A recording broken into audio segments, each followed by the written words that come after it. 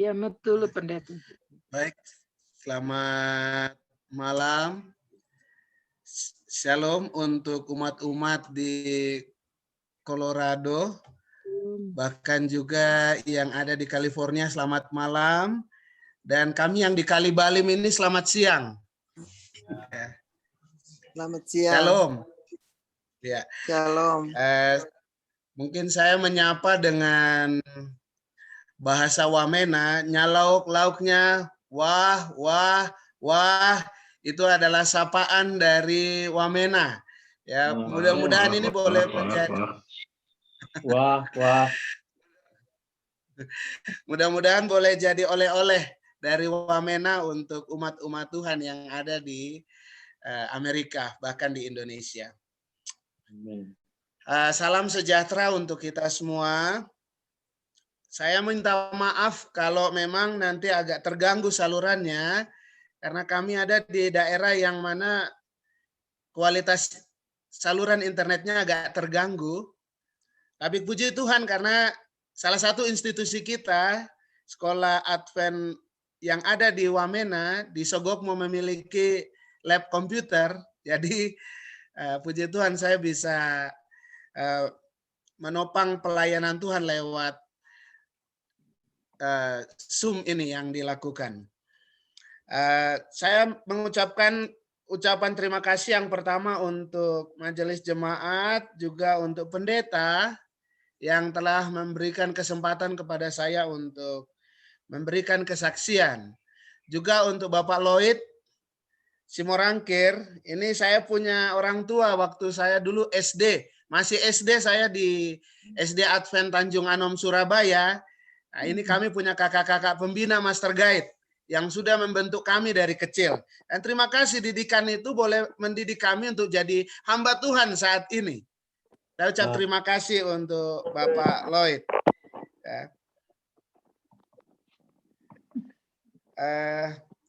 Ini pertama kali bagi saya untuk berbicara bagi umat-umat Tuhan di luar negeri. Jadi dari tadi malam saya tidak tidur baik karena saya berpikir ini bagaimana berbicara kepada orang yang ada di luar negeri.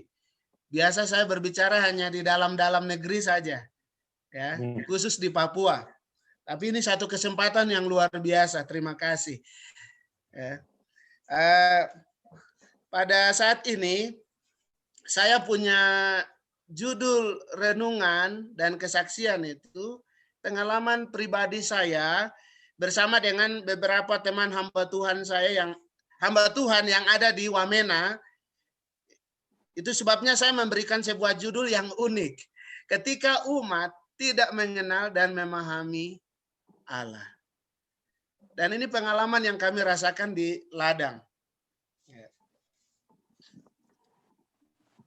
Saya coba awali kesaksian saya ini dengan pengalaman dari bangsa Israel. Saya pikir tiap-tiap anak-anak Israel itu mereka bangga terhadap nenek moyang mereka. Salomo, orang yang bijaksana, dikenal di dunia ini. Dan tidak mungkin bahwa mereka muncul kesombongan juga untuk anak-anak Israel ini karena nenek moyangnya orang yang terkenal. Mereka juga punya tentara yang kuat. Bayangkan tentara Filistin saja disikat habis. Ya. Mereka juga mungkin merasa kaya dengan pemberian Tuhan. Dan tidak jarang mereka yang meremehkan bangsa lain. Ya. Ini mungkin pengalaman dari bangsa Israel. Ya. Beberapa hal di atas itu kadang membuat bangsa Israel ini angkuh. Dan mulai suka untuk mengandalkan diri mereka sendiri. Akibatnya, saudara boleh tahu, ketika umat-umat Tuhan atau bangsa itu mengandalkan diri mereka, ancaman di depan itu krisis ekonomi yang dahsyat. Bahkan mereka terancam karena akan dijajah oleh bangsa yang lain. Dan yang paling berbahaya sekali adalah kemerosotan moral yang tinggi yang ada di antara lingkungan umat-umat Allah. Dan saya bersyukur apa yang dikatakan oleh Nabi Yeremia dalam Yeremia 9 ayat 23 hingga 24. Dia katakan begini, janganlah orang bijaksana bermegah karena kebijaksanaannya. Janganlah orang kuat bermegah karena kekuatannya. Ayat ini sering menjadi pengalaman saya. Ketika saya coba mengandalkan Tuhan untuk merangkul orang dekat kepada Tuhan, ketika saya mengandalkan Tuhan, Tuhan buka jalan. Salah satu kesaksian adalah keluarga Lokobal. Ini keluarga yang, mungkin boleh diulangi lagi ya. Keluarga yang menerima kebenaran hanya lewat mimpi. Hanya lewat mimpi.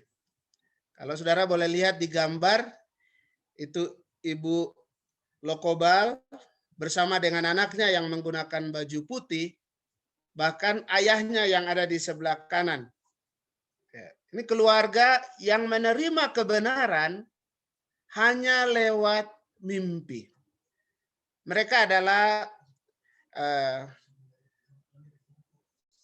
penganut dari ajaran gereja Katolik. Namun mereka menerima penglihatan, mamanya yang menerima penglihatan. Lalu keluarga ini tiba-tiba di satu Sabat datang dan menyatakan bahwa mereka harus keluar dari gerejanya dan harus bergabung dengan umat-umat Tuhan di gereja Advent. Padahal lingkungan mereka di mana mereka tinggal itu adalah lingkungan dari gereja Katolik. Dan mereka ini adalah orang-orang yang aktif di gereja Katolik. Sehingga ketika mereka keluar untuk bergabung dengan gereja Advent, itu menimbulkan problem yang besar. Dan saudara tahu konsekuensi yang mereka terima, mungkin boleh dikasih lihat gambar yang selanjutnya. Mama dengan anaknya itu dilaporkan ke polisi. Dan konsekuensi mereka menerima kebenaran, mama dengan anaknya ini harus dipenjara. Oleh karena kebenaran Sabat. Oleh karena ingin bergabung di dalam rombongan umat sisa yang memegang kebenaran ini, Ibu Yusina bersama dengan anaknya, Frankie Lokobal, harus masuk penjara. Luar biasa, satu pergumulan bagi kami umat di wilayah Wamena. Setiap Sabat kami kunjungi, memberi kekuatan kepada mereka. Kalau saudara boleh lihat di gambar ini, Ibu dan saudara Frankie, ketika mereka di penjara, justru orang-orang yang di penjara itu mereka kabarkan tentang kebenaran. Dan ada dua ibu yang datang ke gereja setelah mereka keluar dari penjara karena menerima kebenaran daripada ibu ini. Ya. Ini suaminya. Suaminya bersama dengan kami, yang ditahan hanya ibunya dengan anaknya.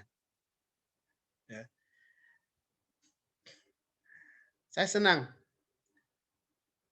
Yeremia dia katakan, ketika ada krisis, dia tidak kasih kunci yang lain. Tapi dia bilang, ketika kita menghadapi krisis, yang kita harus lakukan itu adalah memahami dan mengenal Allah. Dari cerita Mama Lokobal ini, saya berpikir bahwa cara Tuhan itu selalu berbeda dengan cara kita. Saya pikir saya waktu kuliah di UNAI, mungkin ilmu yang saya dapatkan itu yang bisa menangkan orang. Ternyata tidak. Ketika kita memahami dan mengenal Allah, Allah punya cara untuk menangkan orang. Termasuk keluarga Lokobal tadi. Ya. Ya, mungkin satu ayat yang memang menguatkan kami di ladang dalam Hosea 4 ayat 6.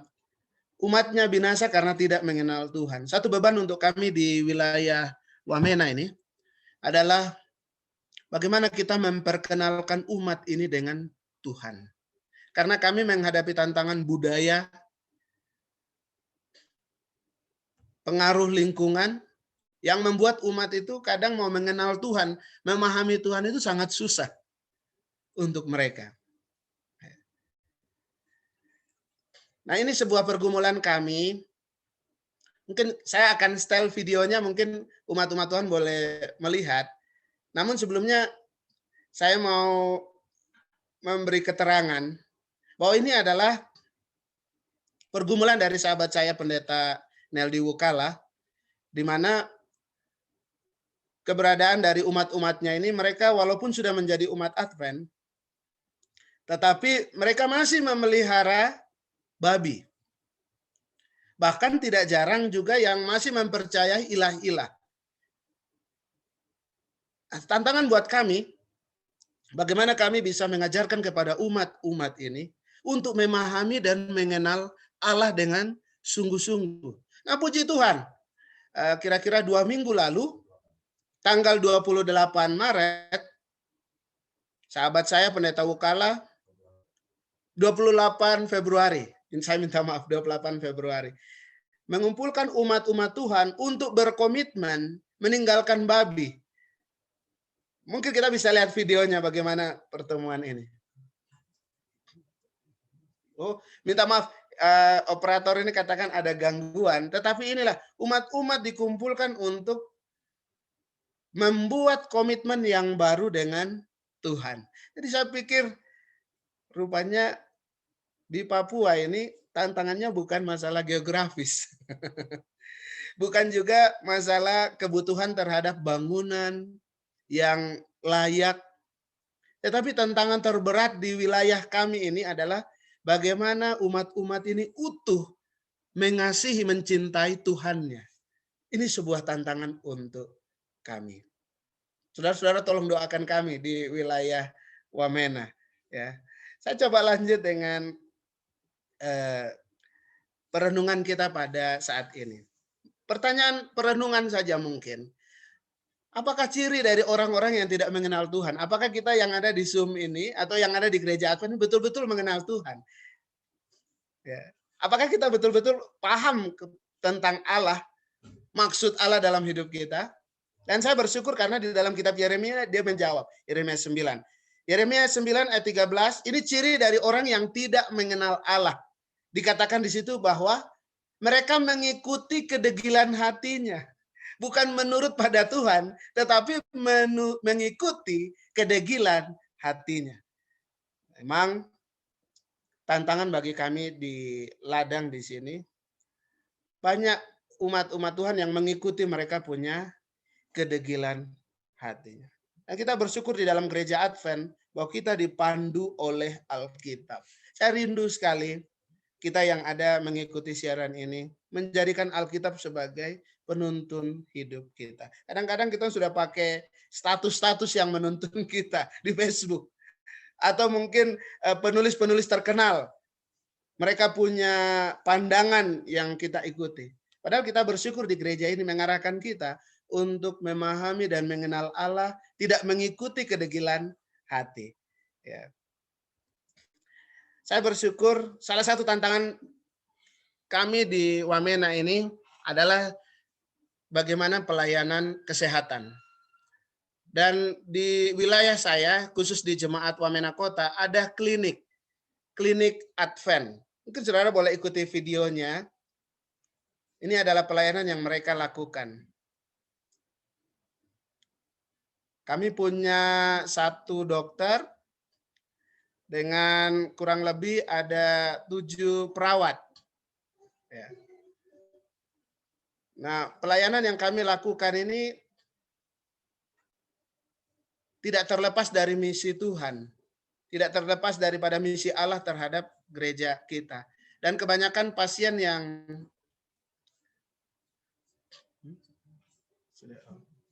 kami layani, kebanyakan orang asli ini. Mungkin saudara boleh lihat ya, Bapak mereka boleh melihat di situ para pasien yang kita layani. Ya.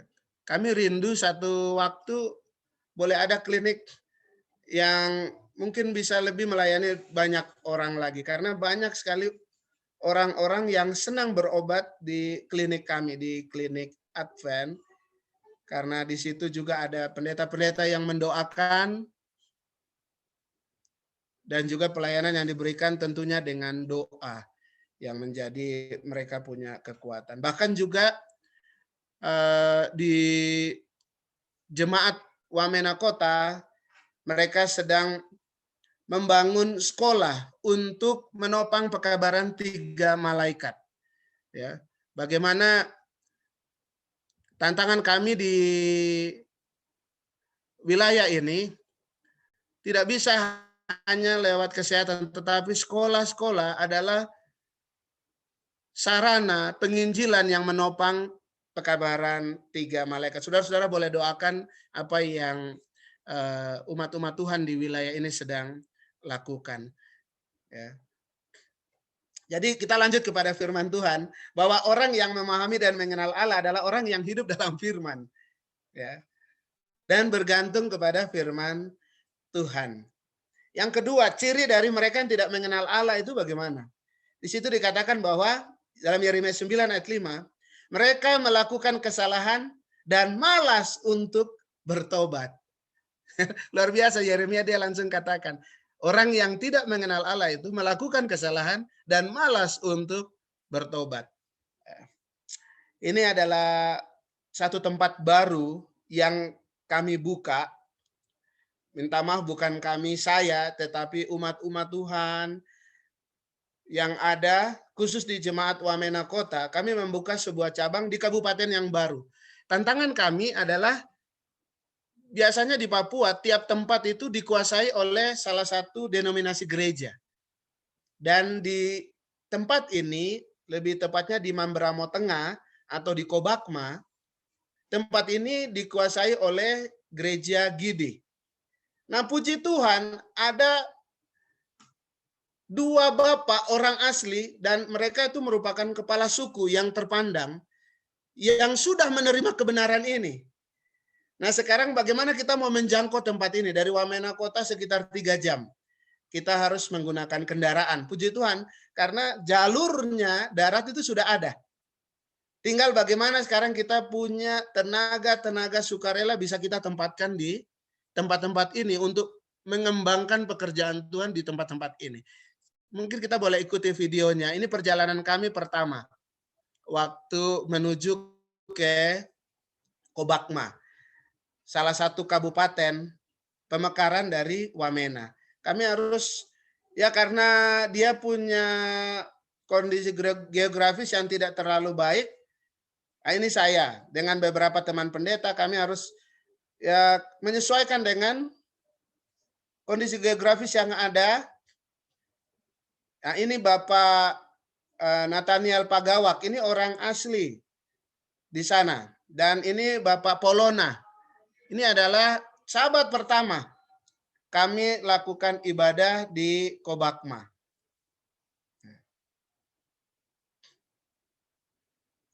Nah, puji Tuhan, aparat negara, polisi, kebetulan anggota jemaat kami yang pakai baju batik merah itu adalah anggota jemaat kami. Dia yang merupakan koordinator sekolah sahabat cabang di Kobakma di Mamberamo Tengah. Nah, ini saya ingin menceritakan satu kisah. Ketika kami kunjungan pertama ke Kobakma ini, mereka sambut dengan baik dan menyepakati untuk buka sekolah sahabat cabang di Kobakma. Artinya kami harus melayani mereka. Dan waktu itu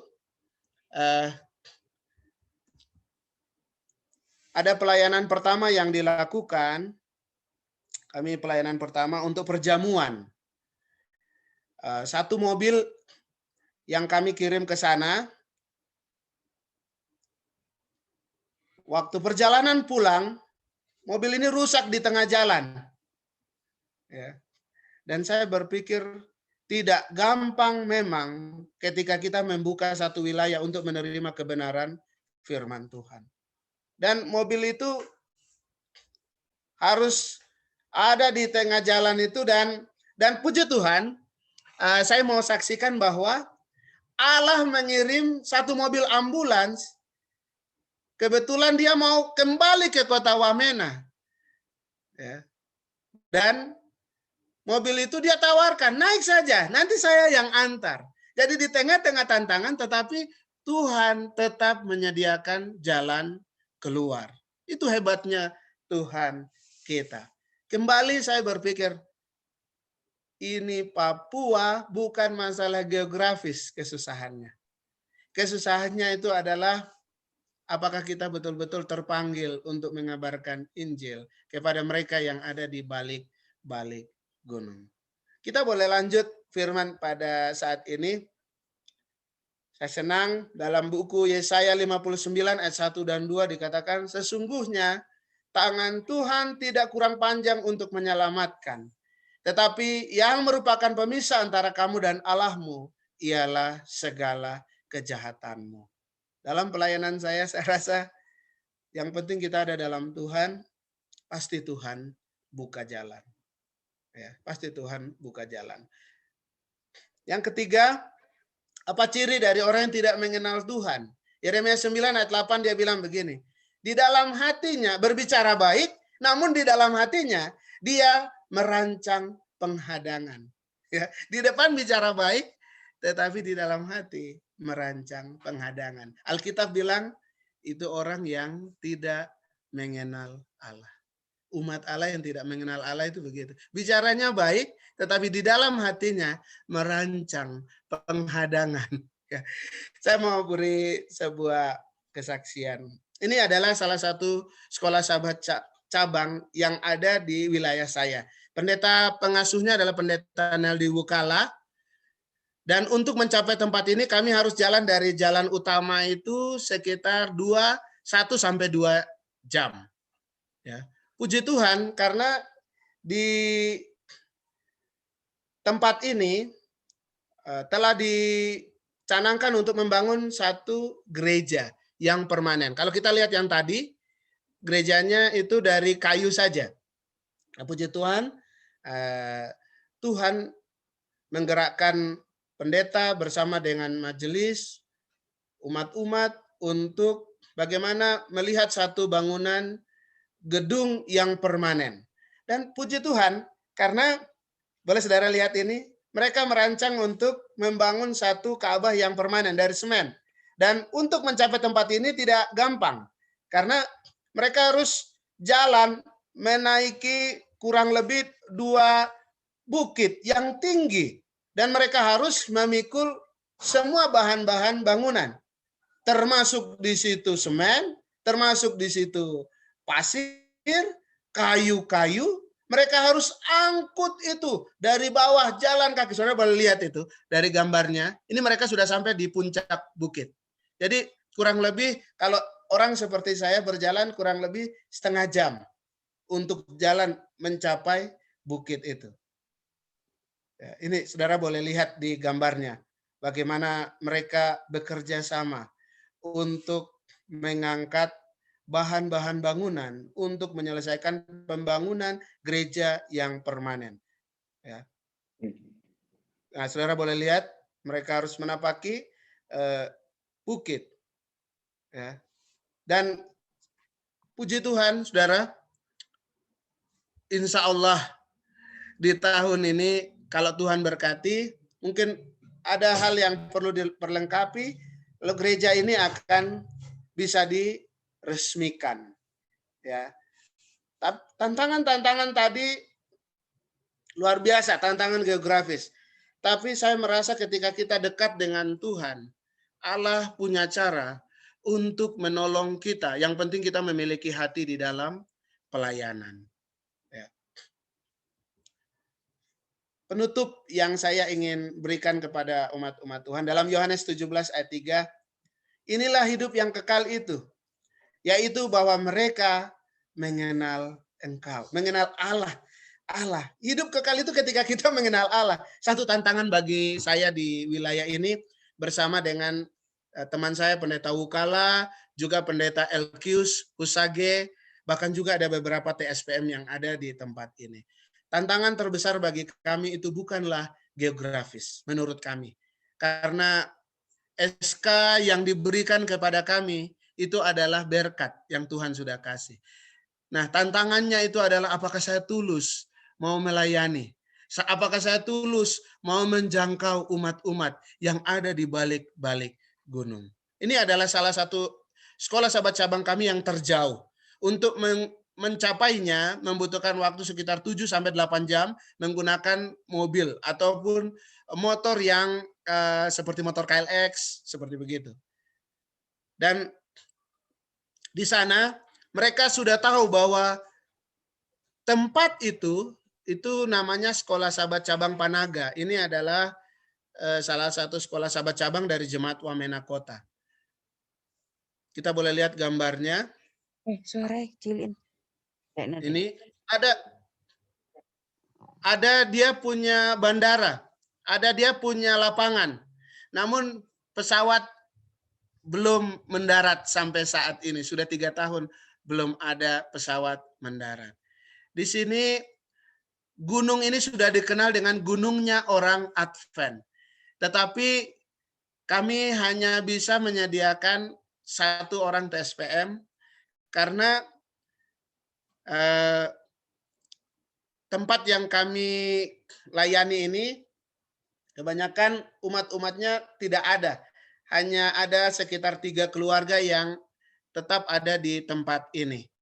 Saya berpikir bahwa nama Gunung Advent itu harus dipertahankan sehingga tidak ada mungkin gembala-gembala lain dari denominasi lain yang masuk ke tempat ini.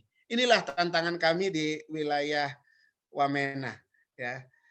Pengenalan akan Tuhan itu saya berpikir akan menentukan kualitas kerohanian kita.